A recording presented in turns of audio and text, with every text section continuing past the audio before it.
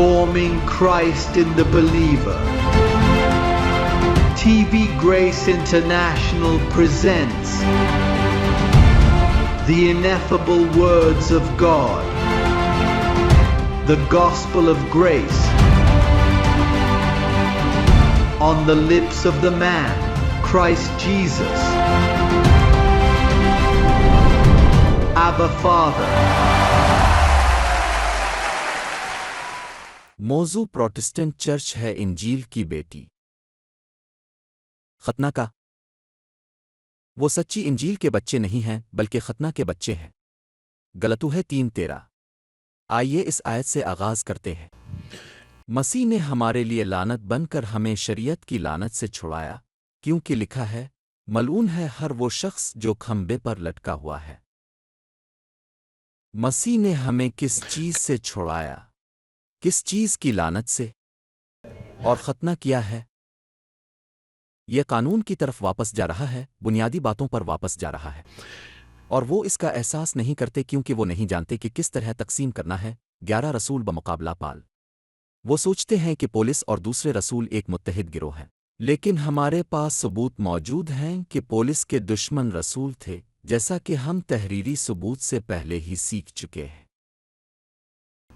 अब हम आपको दूसरों की तरफ जाने से पहले चंद गलतियां दिखाने जा रहे हैं, लेकिन पहली एक जिस पर हम देखेंगे वो ये है, वो पानी के बपतिस्मा पर यकीन रखते हैं। वो यकीन रखते हैं कि तमाम अरकान को बपतिस्मा देना चाहिए।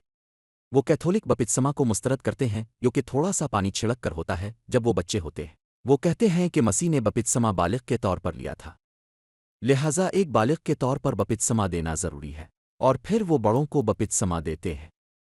अहम हमारे लिए गैर कौमों के लिए हिदायत है, जो 1 करनथियों बाब 1 आयत 17 में पाई जाती है।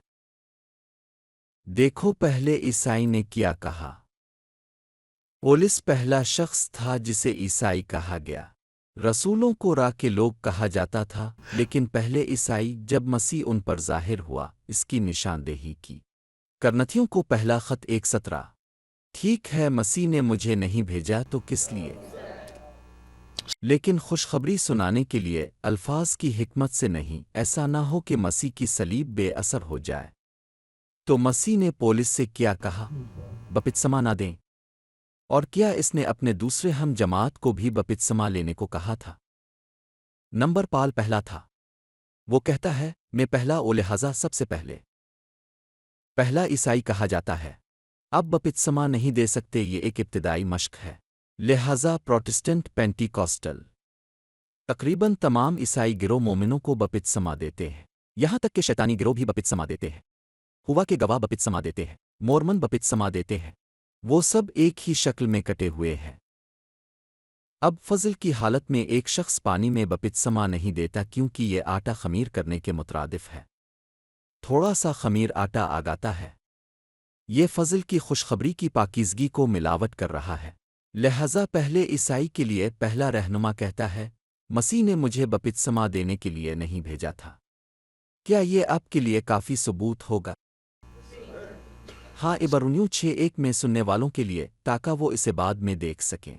ये कहता है, मसीह के बारे में इब्तिदाई तालीमात को छोड़कर बपतिस्मा के बारे में तालीम। और ये अच्छी बात है कि आप ये सुनते हैं। क्या आप जानते हैं कि कितने लोग मुजरिम महसूस करते हैं क्योंकि उनकी माँ ने उन्हें बपतिस्मा नहीं दिया था जब वो छोटे थे? एक तलाक हुई जहां बच्चे अपनी खाला के पास रहने चले गए और खाला को इस पर यकीन नहीं आया। और फिर जब उनसे पूछा गया कि क्या आपने बपतिस्मा लिया है, उन्होंने जवाब दिया, नहीं नहीं ओ बाप, वो बपतिस्मा नहीं लेते हैं। मुझे याद है कि मेरी माँ ने मुझसे कहा था, देख बेटा, तुम्हें बपतिस्मा लेना है, लेकिन आपको फर्स्ट कम्युनियन की बहुत सी रसूमात सीखनी पड़ेंगी। लिहाजा इस गड़बड़ में मुलवस होने से बचने के लिए मैंने भी बपतिस्मा नहीं लिया। और ये एक के बाद एक चीज़ है, और मैं ये नहीं चाहता था। लेकिन फिर अगर आप इस तरह मरते हैं तो तसव्वुर करें। लेकिन बपतिस्मा क्या करता है? बपतिस्मा असल गुनाह को दूर करता है। अगर असल गुनाह को ख़त्म कर दिया जाता तो कोई कैद नहीं होती, क्योंकि तमाम कैदियों ने बपतिस्मा लिया है और उनसे कुछ नहीं लिया गया है। वैसे भी ये एक भेस भरा झूठ है। वो बहुत ताकतवर हैं, है ना? और वो ये नहीं समझते। वो बहुत सी चीज़ें समझते हैं। देखो, वो जानते हैं कि पेशकश कैसे मांगनी है, वो लोगों से चोरी करना जानते हैं, वो टेली तेविन रखना जानते हैं, और वो भीख मांगने के माहिर हैं। وہ کہتے ہیں کہ ان کے پاس وزارتیں بھی ہیں جو بھیک مانگنے کے لیے وقف ہیں، تاہم وہ اتنے بے وقوف ہیں کہ وہ یہ نہیں دیکھ سکتے کہ وہ جو کچھ کر رہے ہیں وہ کتنا مضحکہ خیز ہے۔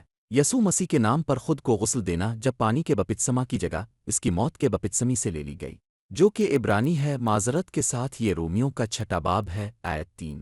یہ کہتا ہے، یہ جانتے ہوئے کہ ہم جنہوں نے مسیح میں بپتسمہ لیا تھا اس کی موت میں بپتسمہ لیا، پانی میں نہیں۔ بپتسمہ دینے والے جن کے ساتھ میں نے تقریباً 7 سال کام کیا، رومیوں 6:3 کا استعمال کرتے ہوئے یہ بتاتے ہیں کہ پانی کا بپتسمہ کیا ہے، اور جو بھی فضل کا مطالعہ کرتا ہے اسے احساس ہوتا ہے کہ ایسا نہیں ہونا چاہیے، لہذا ہم نے پہلے ہی ایک ابتدائی خیال کو زمین پر پھینک دیا ہے۔ امید ہے کہ ہمارے پیارے پروٹسٹنٹ بھائیوں کو احساس ہوگا کہ وہ لنگڑا رہے ہیں، اور ہم اسے جانتے ہیں۔ کوئی جانتا ہے کہ وہ لنگڑا رہے ہیں، وہ لنگڑے ہیں۔ ہولی کمیونین، آئیے پہلے کرنتھیوں 5 آیت 7 سے پڑھے۔ لہذا جلدی سے میں دوسروں کی طرف جانے سے پہلے صرف 3 غلطیوں کی فہرست دینے جا رہا ہوں۔ بس اپنے آپ کو پرانے خمیر سے پاک کرو، یہی قانون ہے، تاکہ اب ایک نیا ماس بنے۔ فضل، تم بے خمیری ہو جیسا کہ تم ہو، کیونکہ مسیح ہمارا فسح پہلے ہی کیا ہو چکا ہے۔ بس اگر فسح کی قربانی ہو چکی ہے تو ہمارے پاس روٹی کا ایک چھوٹا ٹکڑا اور تھوڑا سا رس کیوں ہے؟ اب جانتے ہیں کہ تمام کیتھولک اس حوالے سے فقدان ہیں، وہ اس میزبان کو استعمال کرتے ہیں جسے میں نہیں سمجھتا کہ وہ کیسے استعمال کرتے ہیں۔ وہ میزبان اور شراب کا استعمال کرتے ہیں، اور پھر پروٹسٹنٹ کہتے ہیں یہ کوئی بھی روٹی ہو سکتی ہے، یہ کسی بھی انگور کا رس ہو سکتا ہے۔ میں آپ کو بتا رہا ہوں کہ وہ جو دیتا ہے، میں اس کے بارے میں شاید ہی بات کر سکتا ہوں، اب جانتے ہیں یہ بکواس ہے۔ ایک بار جب مجھے یہ احساس ہوا، میں نے تمام کمیونین پلیٹیں لے لیں جو سنہری رنگ کی ہیں۔ اب جانتے ہیں وہ واقعی چمکدار اور مہنگے ہیں کیونکہ وہ ایلومینیم ہیں، لیکن وہ سونے یا چاندی کے رنگ کے ہیں، اور جب مجھے پتا چلا یہ ایلومینیم کی طرح تھا، یہ کچل جاتا ہے، میں اسی طرح وہاں کھڑا رہا اور ان سب کو کوڑے دان میں پھینک دیا۔ یہ اسی کا مستحق ہے۔ اعمال باب 2 آیات 37 اور 38۔ پطرس منادی کر رہا تھا، اب جانتے ہیں کہ پیٹر ان لوگوں کا رہنما ہے جو پورے گھرانوں کو الٹا کر دیتے ہیں، ختنہ کا رہنما جو بے ایمانی کے فائدے کے لیے پورے گھرانوں میں خلل ڈالتا ہے۔ پس پطرس کی منادی کرنے کے بعد دیکھیں کہ اس نے کیا کہا۔ یہ سن کر، یعنی پطرس کا پیغام، پطرس نے ان سے کہا کہ انہوں نے مسیح کو قتل کر دیا ہے، اور مسیح نے کہا تھا، مجھ سے کوئی میری جان نہیں لیتا، میں اسے اپنی مرضی سے دیتا ہوں۔ لیکن پطرس نے ان پر الزام لگایا کہ وہ توبہ کرنے کی کوشش کریں۔ یاد رکھیں کہ مسیح نے کیا کہا، کوئی بھی میری جان مجھ سے نہیں چھینتا، میرے پاس اسے رکھنے کا اختیار ہے کیونکہ میں اسے واپس دینے اور چھیننے کی طاقت رکھتا ہوں۔ لیکن پھر اس نے اس صورت حال سے فائدہ اٹھایا اور ان سے کہا، تم نے نیک آدمی کو قتل کر دیا، مجھے؟ جی ہاں، اب کیونکہ پروٹسٹنٹ یہی کہہ رہے ہیں، تم نے اسے مارا، وہ تمہارے لیے مرا، تم مجرم ہو۔ اگر وہ مجھ سے یہ کہتے تو میں سامنے کی طرف بھاگتا اور کہتا، رب مجھے معاف کر دی، اور یہ جھوٹ ہے، تم نے کسی کو قتل نہیں کیا، تم وہاں بھی نہیں تھے، اور آج وہ تم پر الزام لگا رہے ہیں۔ سنو، جب میں نے یہ جملہ سنا تو انہیں شدید دکھ ہوا۔ کون اداس نہیں ہوگا؟ اور انہوں نے کس کو بتایا؟ ذرا تصور کریں کہ پیٹر شریر کیسا کردار تھا۔ یہ پوری بائبل میں سب سے زیادہ شریر آدمی ہے، اور یہ پروٹسٹنٹ اب بھی اسے کہتے ہیں، میرا رسول پیٹر، تم ایسے آدمی کی عزت کیسے کر سکتے ہو؟ یہ کہتا ہے، اور انہوں نے پطرس اور دوسرے رسولوں سے کہا، کیا آپ نے دیکھا کہ وہ سب وہاں اکٹھے ہیں؟ بھائیو، ہم کیا کریں؟ اس نے اسے یوں جواب دیا۔ پطرس نے ان سے کہا، توبہ کرو اور اپنے سے ہر ایک کو معافی کے لیے یسوع مسیح کے نام پر بپتسمہ لینے دیں۔ یہی وجہ ہے کہ ایسے گرجا گھر ہیں جو کہتے ہیں کہ جب تک اب بپتسمہ نہیں لیتے آپ کو گناہوں کی معافی نہیں ملتی، کیونکہ ایک جھوٹ دوسرے کی طرف لے جاتا ہے۔ اب اگر آپ توبہ نہیں کرتے، اگر آپ بپتسمہ نہیں لیتے ہیں تو گناہوں کی معافی بھی نہیں ہے، گناہوں کی بخشش کے لیے، اور آپ کو روح القدس کا تحفہ ملے گا۔ پھر انہیں روح القدس کا تحفہ ملتا ہے جو ان کے لیے زبانوں میں بول رہا ہے، اور پھر وہ یہ نتیجہ بھی نکالتے ہیں کہ آپ کو توبہ کرنی چاہیے۔ اب پولس واضح طور پر بیان کرتا ہے۔ آئیے دیکھتے ہیں کہ ہمارے رسول کیا فرماتے ہیں۔ جس رسول کی ہم تعظیم کر رہے ہیں، سچ کا رسول، اس کا دھیان رکھیں اور حق سے محبت کریں، حق کا دفاع کریں۔ کیونکہ ہم ان تمام دوروں پر یہی کر رہے ہیں۔ بعض اوقات اب پروازوں کے درمیان آرام نہیں کرتے، اور سیٹیں بعض اوقات نرم ہوتی ہیں اور بعض اوقات اتنی زیادہ نہیں ہوتی، وہ سخت ہوتی ہے۔ کبھی کبھی میں اس طرح اٹھنے جاتا ہوں اور میں اکڑ جاتا ہوں، میں کہتا ہوں کیا ہو رہا ہے، اور اس کی وجہ یہ ہے کہ سیٹ جھکا ہوا سخت تھا، تکیا سخت تھا اور اس سے یہاں درد ہوتا ہے۔ سنو، ایسا لگتا ہے کہ جسم وہاں کسی قسم کی تکلیف کا تجربہ کرتا ہے، کیونکہ ان تمام دوروں میں کھانا بعض اوقات آپ کو بیمار کر دیتا ہے۔ مختلف مسالے، پانی، بہت سی چیزیں جو آپ کے سفر پر آتی ہے، لیکن یہ اس دفاع کی وجہ سے ہے، کیونکہ یہ سفر کی وجہ سے نہیں ہے، کیونکہ یہ تھکا دینے والا ہے۔ سفر کرنے کی خواہش 2 یا 3 مہینوں میں ختم ہو جاتی ہے، کیونکہ اب جانتے ہیں کہ پیک اور لے جانے، منظم کرنے اور ٹرانسپورٹ کرنے کا کیا مطلب ہے۔ لیکن اس نے کہا، پولس رسول نے کہا، یہ کرنتھیوں کے دوسرے خط باب 5 آیات 18 سے 21 میں کہتا ہے۔ آئیے دیکھتے ہیں کہ کیا درست ہے، تاکہ جو کوئی ہمیں آن لائن دیکھ رہا ہو وہ خود کو درست کر سکے۔ یہ صحیح کام ہے، اور یہ سب کچھ یعنی پولس نے آیت 18 سے پہلے کہا کہ ہم مسیح میں ایک نئی تخلیق ہیں، اور یہ سب کچھ خادی کی طرف سے ہے، جس نے مسیح کے وسیلہ سے ہمیں اپنے ساتھ ملایا اور ہمیں صلح کی خدمت دی، کہ خادی مسیح میں دنیا کو اپنے ساتھ ملا رہا تھا، لوگوں کے گناہوں کو ان کے خلاف شمار نہیں کرتا تھا۔ اس کا مطلب یہ ہے کہ وہ انہیں توبہ کے لیے نہیں بلائے گا، کیونکہ وہ ان کا حساب نہیں لے رہا ہے، اور اس نے ہمیں لفظ سونپا کیا، اور پترس نے کیا تبلیغ کی؟ توبہ۔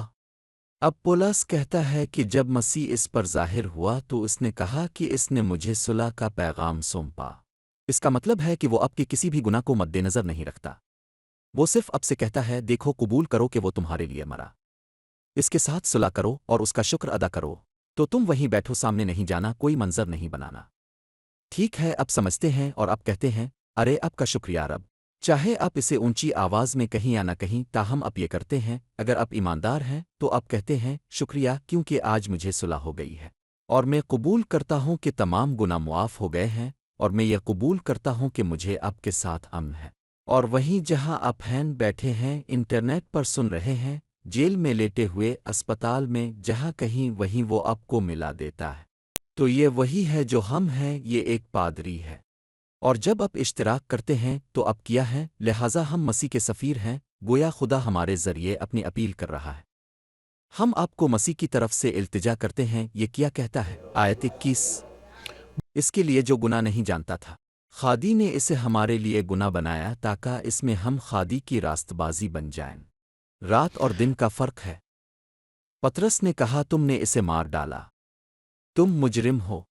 یہاں پولس کہتا ہے آپس میں صلح کر لیں، کیونکہ وہ آپ کے گناہوں کو آپ کے خلاف نہیں رکھتا، جب تک کہ آپ ایک مذہبی ماسوچسٹ نہیں ہیں، اور آپ کہتے ہیں ٹھیک ہے، میں پیٹر کو یقینی بنانا پسند کرتا ہوں، یا آپ ان لوگوں کی طرح ہیں جو توازن چاہتے ہیں، اور آپ کہتے ہیں ٹھیک ہے، میں توبہ کرتا ہوں اور متوازن رہنے کے لیے میں صلح بھی کرتا ہوں۔ پروٹسٹنٹ چرچ کی طرف سے پوری دنیا میں ظاہر ہونے والی دیگر غلطیاں، بشمول گروئنگ ان گریس سے باہر کے تمام فرقے،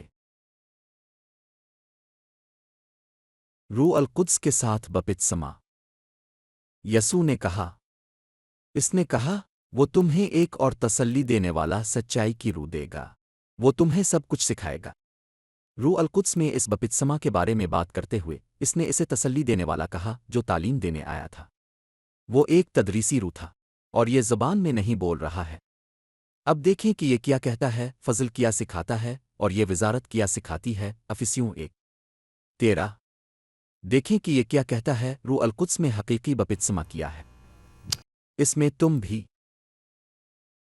نمبر 1، اس طرح آپ کو روح القدس کا وعدہ ملتا ہے۔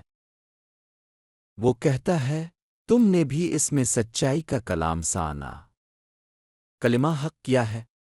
آپ کی نجات کی خوشخبری، اور اس پر ایمان لا کر آپ پر روح القدس کی مہر لگائی گئی تھی۔ کس چیز سے؟ کچھ گرجا گھروں میں وہ پوچھتے ہیں، کیا آپ کو وعدہ ملا ہے؟ پھر آپ کہتے ہیں، اگر آپ پہلے ہی زبان میں بولتے ہیں، وہ آپ کو بتاتے ہیں، وہ ٹھیک ہے، آپ یہاں ہیں، میں کیسا ہوں؟ آپ بچ گئے ہیں، لیکن آپ کے پاس وعدہ نہیں ہے۔ تو میں محفوظ ہوں، لیکن میرے پاس وعدہ نہیں ہے، میرے پاس روح القدس نہیں ہے۔ نہیں، جب تک کہ آپ کے پاس روح القدس کا وعدہ نہ ہو، آپ وہاں آدھے راستے پر ہیں، اور یہ تشویشناک ہے۔ آپ ان نئے چھوٹے گرجا گھروں میں سے ایک میں جاتے ہیں جو ارد گرد ہیں اور ٹیلی ویژن پر بہت زیادہ بات کی جاتی ہے۔ یہ آگ کا بپتسمہ ہے اور آگ ہے، اور آپ کو ایسی چیز میں بات کرنی ہوگی جسے آپ نہیں جانتے، کیونکہ اگر آپ نہیں جانتے کہ آپ کس کے بارے میں بات کر رہے ہیں تو آپ کے پاس رکاوٹیں نہیں ہے۔ افسیوں 1:13 کہتا ہے، پھر کیا سنا آپ کی نجات کی خوشخبری اب پر ودا کی روح القدس کے ساتھ مہر لگی ہوئی تھی۔ نہیں، لیکن ہمیں زبان میں بات کرنی ہوگی۔ نہیں، دیکھو کرنتھیوں کو پہلا خط باب 12 زبانوں کے بارے میں کیا کہتا ہے۔ دیکھو کیا کہتا ہے، کرنتھیوں کو پہلا خط باب 12 آیت 30۔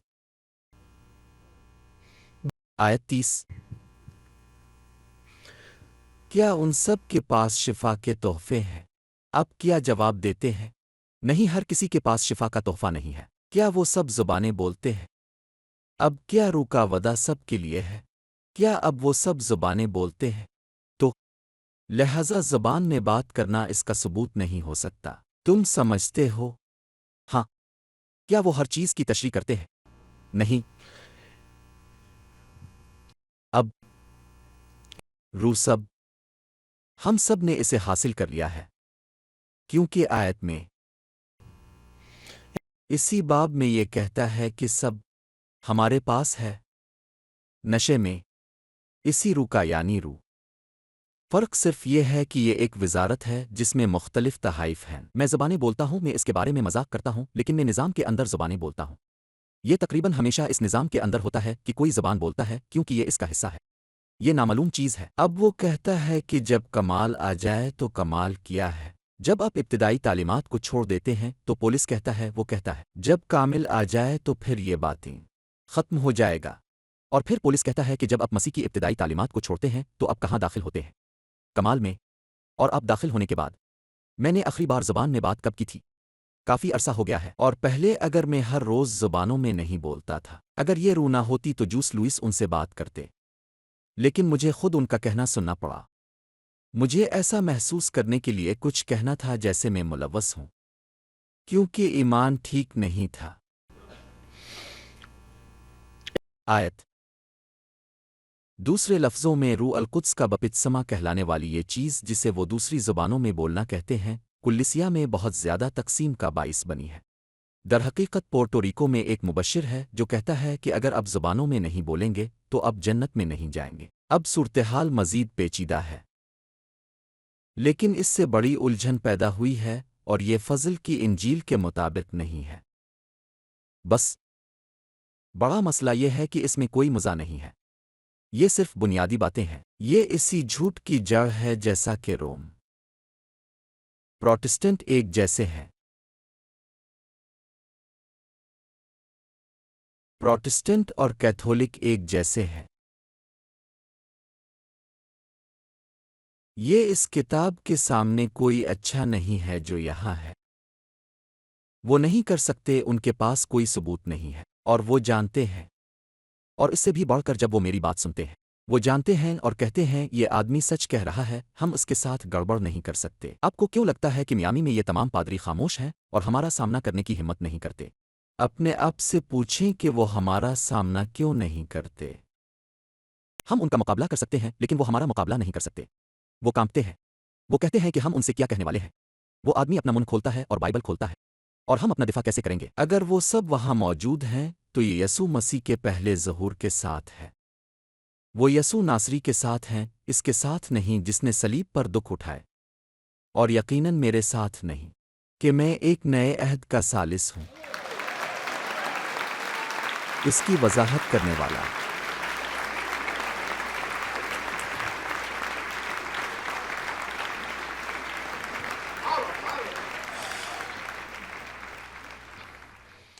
ٹھیک ہے، تو ہم اس کے بارے میں بات کر رہے تھے، میرے خیال میں یہ کوسٹا ریکا میں تھا۔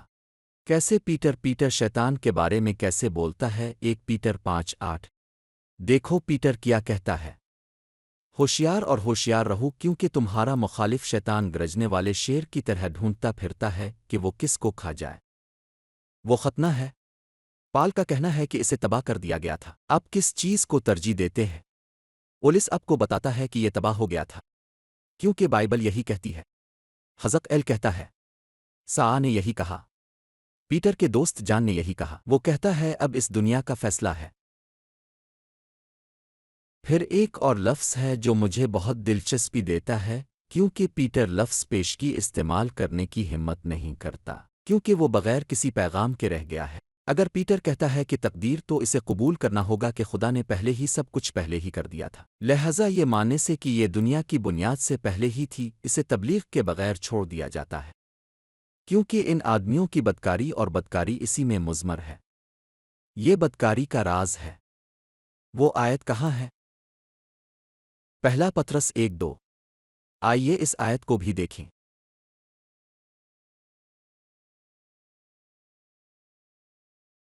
دیکھو یہ کیسے کہتا ہے، پیشگی علم کے مطابق چنا گیا۔ یہ تقدیر کے مطابق نہیں کہتا۔ کیا آپ کو احساس ہے؟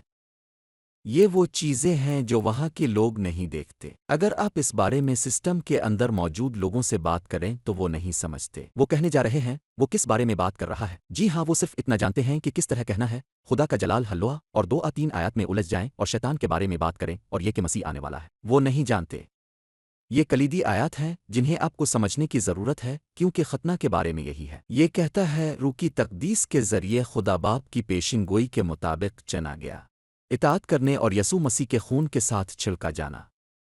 اور پھر یہ کہتا ہے اب پر فضل اور سلامتی بڑھے۔ وہ مضحکہ خیز بننے کی کوشش کرنے کی ہمت کرتا ہے، اب پر فضل اور سلامتی بڑھے، لیکن ایسا نہیں ہے کیونکہ پولس نے پہلے ہی فضل سکھایا تھا، لہذا اسے ایسی زبان استعمال کرنی پڑی جو اس وقت کے مومنین کو یہ کہنے پر لے جائے کہ یہ شخص فضل کی حالت میں ہے، لیکن پھر وہ لفظ قوت علم استعمال کر کے اصول کی خلاف ورزی کرتا ہے۔ پیشگی علم کا مطلب ہے کہ خدا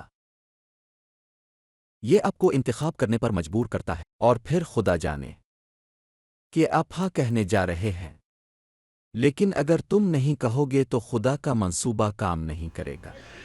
اور ہمارے جسم کو جانتے ہوئے وہ کہتا ہے کہ ایک بھی اچھا نہیں، ایک بھی راست باز نہیں، ایک بھی نہیں جو خدا کا طالب ہے۔ اس کا مطلب ہے کہ خدا کا منصوبہ بالکل کام نہیں کر رہا تھا، کیونکہ ہم سب نے نہیں کہا۔ اس نے آپ کو منتخب کیا، نہ کہ دوسری طرف، اور اس نے آپ کو آپ کی پیدائش سے پہلے ہی چنا تھا انتخاب کی وجہ سے۔ لیکن پیشگی علم ایک دانشمندانہ لفظ لگتا ہے۔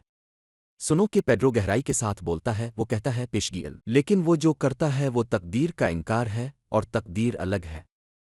تقدیر کا مطلب یہ ہے کہ آپ کی تقدیر کا فیصلہ آپ کے لیے ہو چکا ہے۔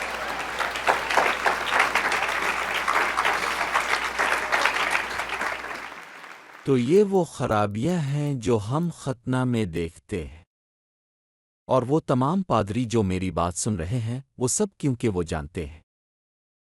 بات صرف یہ ہے کہ وہ ایسے لوگ ہیں جو پیسے سے پیار کرتے ہیں اور اپنے چیک رکھنا پسند کرتے ہیں۔ وہ کہیں گے میں کیا کروں گا اگر میں کہوں کہ وہ ٹھیک ہے۔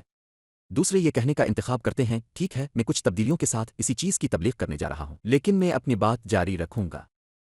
لیکن یہ تسلیم کرنا کہ وہ غلط ہیں ان کے لیے مشکل ہے، لیکن وہ جانتے ہیں کہ میں کیا پڑھ رہا ہوں۔ مسئلہ یہ ہے، مسئلہ چرواہوں کا ہے، کیونکہ بھیڑیں تیار ہیں۔